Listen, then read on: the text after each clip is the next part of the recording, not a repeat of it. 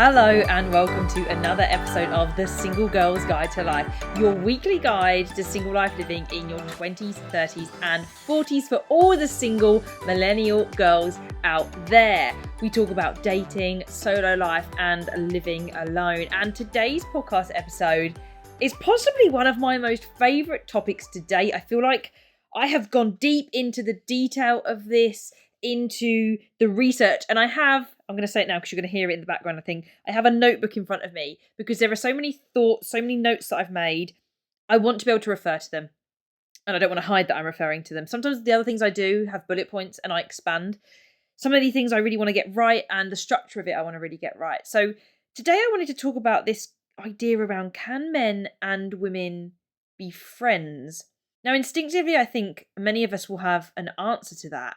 Possibly an answer based on experience or hope that you can, and how that affects us as single people. The reason I feel this is relevant, even though it's a big, wide, general topic that could be debated really by anybody, I like to talk about friendships on this podcast, and it always comes about like, can you be friends with an ex is a question, but also can men and women be friends?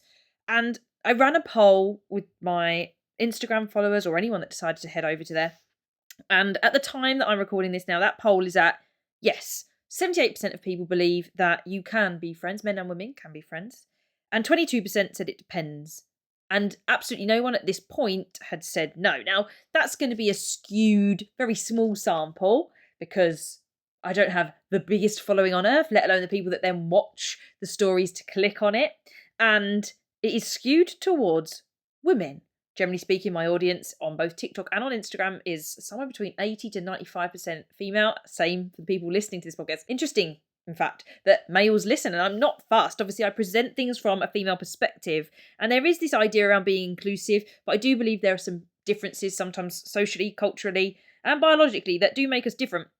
And it's interesting to understand some of those differences and these friendships. So you can make a decision about whether you think that they can or can't, or that it depends. And I think the depends is the most important, because if I have to go down absolutes and things like that, I have to look in the middle and say, well, there are examples presented to me that suggest that men and women can be friends. I have my own male friends. I have my own female friends. And there's many examples that were presented to me through messages. I went live on TikTok to discuss this as well before I got to here. And there are examples where this is a thing. So then I started to explore this question further as to why this is a question, why it's not just as simple as yes, they are, and what are the dependent parts? What does it matter? Because when I looked at the research around this, there was the YouGov survey done, or presented at least in June 2021, the big friendship survey. And 67% of the roughly 200 people sampled in general, of those that were female, 67% of those said that their friends were mostly female. And of those that were male from that big sample, 51% of them said that their friends were mostly male as well. So we've got some stats suggesting that there is a lean towards friendships of your own sex. Of those that had equal amounts, so 36% of men said they had an equal amount of male and female, and 27% of females said they had an equal amount of male and female. Then 10% of men said it was predominantly the opposite sex, and 5% said it was predominantly the opposite sex. So just to give you all of the round statistics from that. But that suggested, particularly in women there, that 60% of females have a predominantly female circle. So I started to think about my own social circle. Now, when I think of the circle that I talk about, whether that's in my coaching program or I've spoken about before, like the top 5 in particular. Now, mine is realistically top 4, but if I have to think of the 5th, I've mentioned this person before, they are in the top, but they're not always in the top, and then they're not in the rung below. So they are there. Now, if I just go by gender, or even if I had to go, there's another person that I would consider potentially in the top that's similar to that person, so maybe there's 6. Anyway, we're actually looking at a 3-3 split, but let me break it down for you. If I take it back to just the 4 I was originally thinking about, it's 2 and 2 again, actually, 2 and 2. However, one of those happens to be a boyfriend, and one of those then happens to be a male that is attracted to men. And I started to explore this idea around, does the sexual orientation of the person matter because of what it poses, and they start to get into this whole element of, is the sexuality of the opposite member of the sex a feature of that? Even when I then go to the next one and have the 3 and 3, we've got 3 females and 3 males, and the next person that's introduced there is also attracted to men and not women. Now, I don't think I was consciously doing that. I think that also just happens to be maybe the interest. So interests between men and women can differ. Of course, everything I say in this podcast can go with a caveat that there will be examples of people that this doesn't happen for, but we have some general tendencies, differences biologically between men and women, and social conditioning that mean that we have predominance for one thing or another. Now, from my understanding, men have more of a leaning towards being interested in things like cars, things like fixing things, whereas women have a predominance for people. They like to discuss reality television. So I wonder if the reason that we have friends that are mostly of the same sex to us is because of partially interests. And if, generally speaking, you're more into talking about people, stories, and reality television experiences like that, then you're going to chime more with people that enjoy that too. And the same on the other side for those that enjoy things more. Now, I've been aware from other podcasts I've listened to that having neurodivergence means that you can be a lot more interested in things, particularly autism, for example. So regardless of your gender, a condition in some way can therefore make you lean towards one or those other things. An example of one of those caveats. But we've got this thing. So one, maybe interest matters, whether that's determined by your biological sex or social conditioning, but also just the things that you're interested in. But then sexuality became a really interesting one. And it was interesting from the responses that I got on the poll, alongside the responses that I got when I was floating these ideas around on TikTok, that there was this general consensus of opinion that this was only possible to be friends if it was platonic and neither side wanted more. This in particular intrigued me because I had read some research. One of the first things that I came across, and I will put the link in the description because I don't have the reference to hand, but one of the research articles I came across suggested that women underestimate how much men are attracted to them. However, men overestimated how much women were attracted to them. So we have this disparity in the first place, but this study also went further into this element, which was a male's attraction to a female did not change when either their own relationship status was different versus the female's relationship status being different. However, women's attraction to men went down if either they themselves were in a relationship or if the men were in a relationship. So the relationship status of either party affected how the female at least reported their attraction to the other, to the opposite sex, whereas to the men, it made no difference. Now, let me be clear. It wasn't like do you fancy them now they're single? Do you fancy them now they're not? They were grouped together and they were looking at the groups that had brought along a friend that was in a relationship, or a group that had brought along friends that weren't in a relationship. And there were some little interesting bits about if they thought they were in a relationship and it turned out that they weren't, and vice versa. But it was quite a small sample. It's the only thing with that study. It wasn't the biggest sample size in the world, and particularly when you started to group them off. But there were some general ideas that they found there. And this intrigued me because some of the comments that were coming in via TikTok were that there was a belief that there was always an ulterior motive from men, that men always wanted more. And I have seen this played out in a TikTok clip that I've seen before, and if I manage to come across it again, I'll link it, where it looked like it was a podcast recording and they were discussing kind of this sort of idea, and the men in the group were going, no, there is always an ulterior motive, and this girl was saying, no, he's my best friend, he would never. And they said, no problem, let's test this out then. Give him a call, ask him if he wants to Netflix and chill, and we all know what Netflix and chill really means, and let's see what he says. And she was like, no, he won't go for this. Like, he's my guy friend. He's not going to overstep that boundary. He knows we're friends. And lo and behold, she makes the call, and he very much is quite happy to come along and Netflix and chill. And the girl's in utter shock. The guys are like, told you so. And it does seem to show at least one example of the fact that men might be waiting around a little bit to be given the opportunity and to give the chance. And I think there is potential for females to overlook this or to not be aware of it. Now, I don't think it's inherently a problem if somebody does like someone a little bit more and the other person doesn't yet want to give them the opportunity or never does. It's a little bit of an element of like, what do you want to do? And how are you really with this? If you understand that you have an attraction to someone and, you think about, oh yeah, it would be nice, but actually I genuinely value our friendship and I'm not going to overstep boundaries, then is it that much of a problem? Are there any health implications for men ignoring a sexual drive? They should not be taking advantage of women, but ultimately, if they have this attraction towards someone, is it a good idea to continue to put that person in front of you? And I think the same for women as well, in terms of if you know that you are attracted to a guy, you keep hanging out and you're getting hopeful, like, is that emotional pull a good idea? But if you're genuinely okay with, like, it's a friendship, like, I would like to be with them more, I've spoken about this to them, they really don't want to, and we're both genuinely happy to just be friends, then I don't think it's a problem. But I think if either feels emotionally drained, gets upset about that not being the case, I wonder if that's a good idea or not. And then there's this element, it doesn't seem to be that people reported that they felt like the girls were waiting around and that was a problem if they were.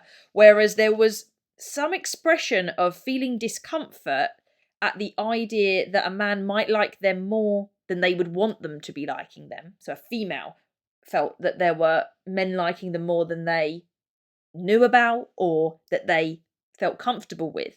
And some people were saying it's because some men just kept asking and they wouldn't let up. Like, I wanted to be friends. I was saying that's fine to be friends, but I'm not going to sleep with you. I'm not going to be in a relationship with you. But the boundary was being ignored.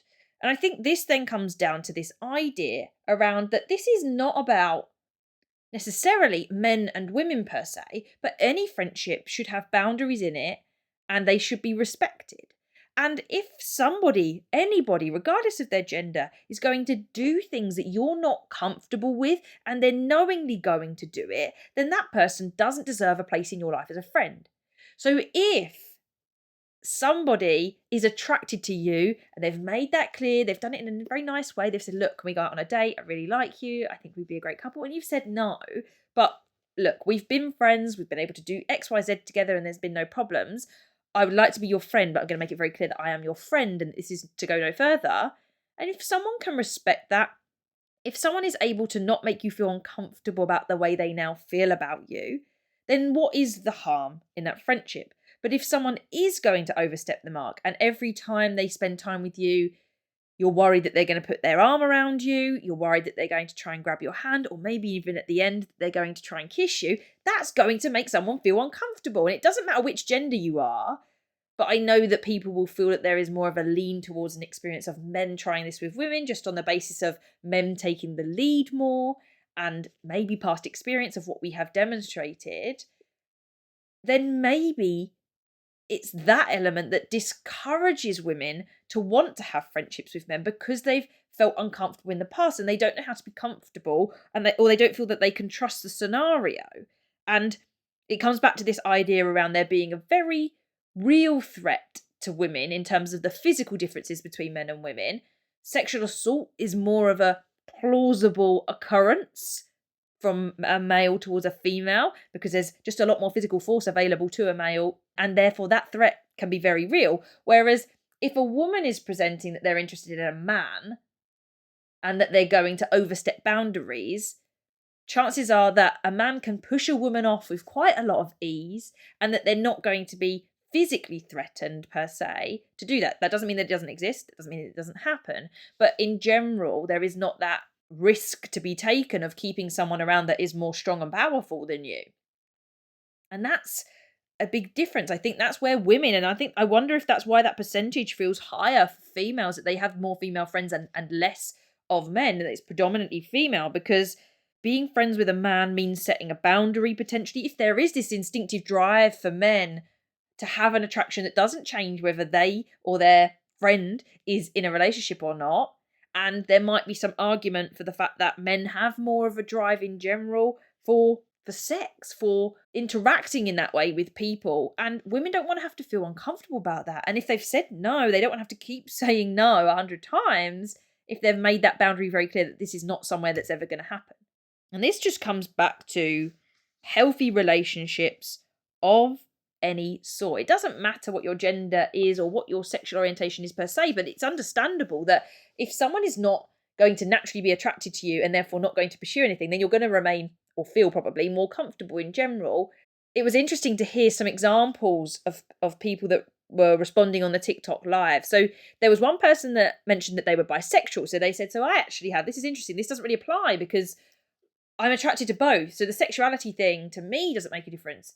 But then we started to explore it. I asked a few questions and they said, well, my friends are straight guys and lesbians. So men that are attracted to females and women that are attracted to females. And whilst the person writing in is attracted to both, and they could in theory be attracted to both their straight friends and their female friends, in return, those friends were not attracted to them in one instance. But also then there's the element of the partners of those people wouldn't feel a threat of that bisexual friend because they believe their partner to be straight guys that fancy women. Well, this is a bisexual guy, so that's not the case. And then the partners of the lesbians would also be female and be attracted to women. And again, having a bisexual guy friend wouldn't then pose that as a threat. And it's interesting to think about ideas around threats from other people. Now, does threats from other people mean that we should limit the contact of the people that we're dating because of this? And this is a really big debate in terms of can men and women be friends as to what threat they pose to somebody else's relationship. And that's exactly what I was talking about there. That person that is male and bisexual poses no threat to the relationship that his friends have because they're not interested in him in any way. And a partner coming in won't sense that threat. However, when, for example, a female has a male friend in existence already, knowing that a man's attraction level does not rise or fall when that girl is in a relationship or not, and whether the guy is in a relationship or not, might make the new boyfriend of the girl feel threatened by that. And is that threat really real? Male instinct is about competition. It's about who can they partner with in order to reproduce, if we go back to like real big instinctive drives and the way that we used to live. So the idea of another male being around full stop is interesting, but one in which some of the research has demonstrated that attraction towards another woman doesn't change is then possibly adding to that threat. Now, I think it comes back to this idea around if the attraction's there, but people don't always act on it. This then comes down to the individual of each person. It comes down to the maturity level that person has and the, I guess, willpower in some way to not act on it, to just be respectful to the fact that someone has said, I'm in a relationship, I'm committed to them, and I'm not interested in you. We can still be friends, and that means friends, not anything more, but let's do that. And if someone can get along fine, then it's not a problem. It's a fine line between, is that person really a threat though, and the insecurity of anybody that's dating the person that's in the middle. And this is where it gets complex. This is where feelings come involved. And this is such an individual perspective. Threat is real to us because it's the thing that triggers our nervous system. And whilst we should be able to talk and converse about the things that make us feel insecure, and we should expect some level of commitment to our partner. You know, you want to feel safe. You don't want to feel like you're worried that someone's going to leave. And if you're letting that happen, might be how you feel about it, then you might feel stupid if something happens because you're like, well, if I just hadn't let them, then they wouldn't have done it. But then that comes back to this idea of control, and it all gets very, very complicated. To me, it sounds like men and women can be friends, that there is a possibility of it, but it all very much depends on the dynamic of these two people. If there is existing attraction at all, and if either is okay with that, then to accept the boundaries that are being set within that means. I don't mind, I don't think, if someone was attracted to me. Ultimately, I know I'm not going to, if I'm in a relationship, go there, or if I'm just not attracted to them. Someone mentioned about the friend zone and was like, oh, if you're friends before, then, you always get friend zoned, or it becomes quite quick and easy to get into. And I think if you are attracted to someone, attraction's quite easy to decide if you want to pursue something with someone or not.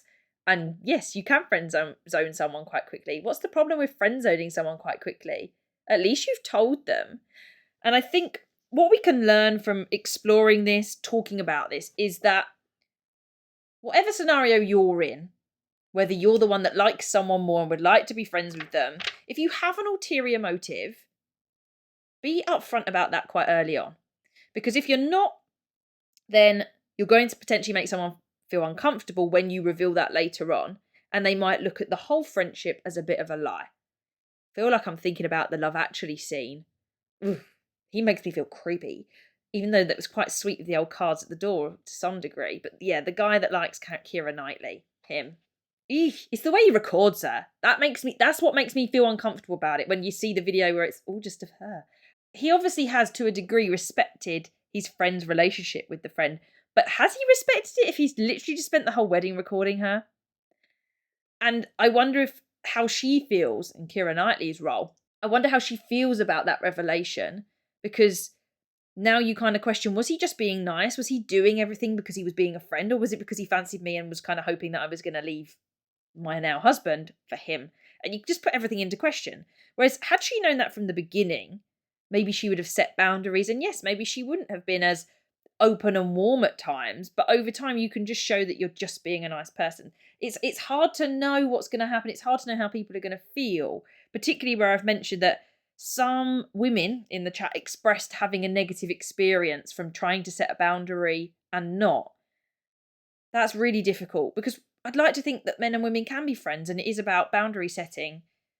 As the woman, if you get the hint that this person likes you more than you like them, I think make it obvious. I think be obvious to them in the reverse, or either way around. Actually, it doesn't actually matter on gender, but either way, if you know that you're not into this person anymore and they seem to be suggesting that they might be into you more, then avoid flirting. Avoid spending hours on the phone, whether that's messaging or on the phone in call, because you're giving that person the wrong impression. Now, that obviously comes from people being open and honest. And if we could all be open and honest in our lives a little bit more, things might be a little bit easier. Can women and men be friends? Yes. But this depends very much so on how the relationship is managed between both people. Can both people come into it platonically, or in a way that they can control their emotions and their attraction and the instincts that might make them feel? They need to think about themselves. Is it fair to do this to yourself? Putting yourself close to someone that you feel you like quite a lot, to be experiencing platonic experiences with them. I wouldn't want anyone to spend time near to someone that they really liked, hoping that things would change. That's hard on your heart. But if you can remove yourself from that, as many men actually did express in some ways, that they just control it, they just don't act on it. I read this in a few Reddit forums as well. Then what's the harm in that if you're not going to take advantage of a situation? Be there, be the friend, but do not blur the lines at any point. But there are a lot of reasons that people might not want to encourage relationships with other people, because maybe they know they can't trust themselves, because they know that they're going to want more, and it's hard to find that difference. I think it's difficult because do we make friends with people that we're attracted to? Because that's the attraction. It doesn't matter that it's sexual or not per se. I'm someone that identifies as demisexual. So that means that I don't really form a sexual attraction to someone until I've got an emotional connection to someone there. So I'll be friends with anybody in that regard. And we tend to go for familiarity of ourselves, common interests.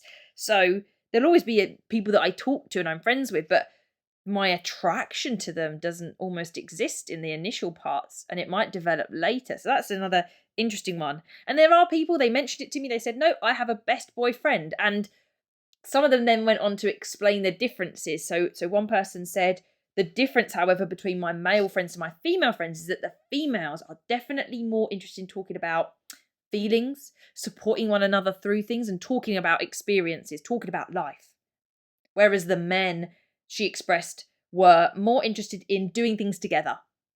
And it wasn't so much about talking about what was going on. It was talking about what was going on at the time, but not necessarily about these other wider things about their lives, and certainly not the feelings in particular. So understanding maybe the differences of what certain people can bring into your life and how it works in general. As I mentioned, lots of general statements made here. And there is one example I want to bring you that was someone that was, I believe they were pansexual, so they're attracted to anybody, and they had all range of friends in their friendship circle of gender, of sexuality. So there's always going to be groups that this doesn't necessarily apply to, because general statements always have that. But it might lead us to understand why some men don't want to be friends with women, why some women aren't encouraging of so many friendships with men. It allows for the fact that this is possible, but also why it's not maybe as common as we might want it to be. The threat level, I think, is a really interesting one to consider. I think a lot of people would think that maybe women shouldn't be able to, that are in a relationship, have access to other men because of the threat they pose. And I think it can go the other way as well. But if we look at that general research, it said that women's attraction to other men goes down if they know the man is in a relationship, or if they themselves are in a relationship. But then that said, if a man is worried about another man trying to hit on their girl, then if the girl, though, has some responsibility there, and according to the research, would probably be okay, because even if they were attracted to this man, they would be like, but I'm in a relationship, and that pulls their attraction levels down, or at least self-reporting ones. And if that guy also happened to be in a relationship, it reduces it down. There was this one other element that we spoke about. Someone said that as I've gotten older, I have more male friends. It was a female person talking. And I theorised and threw out the fact that, is that because as you've gotten older, obviously people around you have probably gotten older, and is it because some of your male friends are now in relationships? Because if so, it might mean that you feel more comfortable encouraging those people into your circle, because you're going, well, I'm in a relationship, or at least they're in a relationship. Obviously, it's not someone that I'm attracted to, so I can absolutely be friends with this person. Whereas in your 20s, where maybe less people are settled down, less people are in long-term relationships, there's maybe a tendency to avoid the opposite sex because you're fearful that they might want more. Whereas once they're in a relationship, you're like, I can be okay with the fact that this person's not going to try it on with me because, or at least I'm not attracted to them because they're in a relationship. Now, their attraction level, as we understand it from the research in general, says that a man's attraction level to you wouldn't change anyway. So even if they were in their 20s to their 30s, means that it wouldn't change if they were attracted to you or not. But being in a relationship may mean that they don't act on it. The study didn't go into what the actions were. It just went on attraction levels. This comes down to people being like, no, I'm in a relationship and I understand that I'm attracted to you and you, but I chose to be with this person, and it means I'm not going to act on anything with this person. Now, some people would disagree with me on that, on experience. They're like, you can't trust people. You just don't know. This happened to me when that happened. I let this person get close and they just cheated on me, whatever it might be. Hopefully, there are some good guys out there. I believe that there are good guys out there, if we're talking from the perspective of female heterosexual relationships here. And not everybody's like that. Feeling like you have to contain someone to make sure that you feel safe is hard. It's a hard balance. If that person really poses a threat, or actually if that's just letting someone have friendships and have different interactions with other people. I know there will be some thoughts, feelings and opinions on this, and not all statistics and research apply to everybody, right? There will be that general statement that women aren't as attracted to men if they're in a relationship. That doesn't mean there aren't some women that are attracted to men who are in a relationship. Otherwise, cheating wouldn't exist, right? Or having a mistress wouldn't exist, because women wouldn't be attracted to men at all. It doesn't work like that. They're obviously generalizations. But have a little think just about your own friendship circles. Understand why, if you're like, but I used to just get on so much better with boys than I do girls. I feel that way, yet I have predominantly female friends. There's some more interesting stats about friendship making from the YouGov survey that I looked at. For those aged 24 or above, people that describe where their friends have come from, 50% said it was from work, which is just a side note to now. I just thought it was a fun little fact to throw in there to round up with, that if you're actively choosing to work from home with no hybrid option, like that's where half the people above 24 consistently find their friends at work. So if you have opted to work from home for whatever beneficial reason there is for that, consider a co-working space. Like, just think of other ways to get out there and make friends. And hopefully you'll be able to make friends of each gender. Hopefully it doesn't pose a threat to your relationship that you're in now or in the future. And hopefully people can learn to just respect one another's desires and be aware of them and be sensitive to them. But don't let that lead to not having a friendship because one likes another a little bit more. But also, on the other hand, respecting when someone doesn't have that desire and accepting that things will not go any further and that shouldn't be pursued if someone has said no. This is what healthy relationships, healthy interactions, healthy friendships is all about. I hope that's been insightful for you. I feel it's been quite deep. I feel like I've done the most research I've ever done on a podcast episode for something like this. It intrigues me so much. It intrigues me to understand how we work differently. Intrigues me to understand that we can be friends, but why are we not so much? And why do we hold this belief that we might not be able to?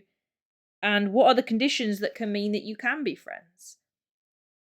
It might sound a little bit of a in the middle answer. I think you can be. Yes, you can be friends. Why are we not always? For a number of reasons that not everyone can get on with, not everyone can mature enough to do. But here's how you do it if you want to, and here's what to look out for so that you can set yourself up to have those friendships and not, hopefully, feel uncomfortable in the process. But if someone makes you feel uncomfortable, they're not respecting you. They don't deserve to be in your life. Love to hear what you think about can men and women be friends. Let me know in the comments or drop me a message on Instagram. And until next time, keep celebrating single life together.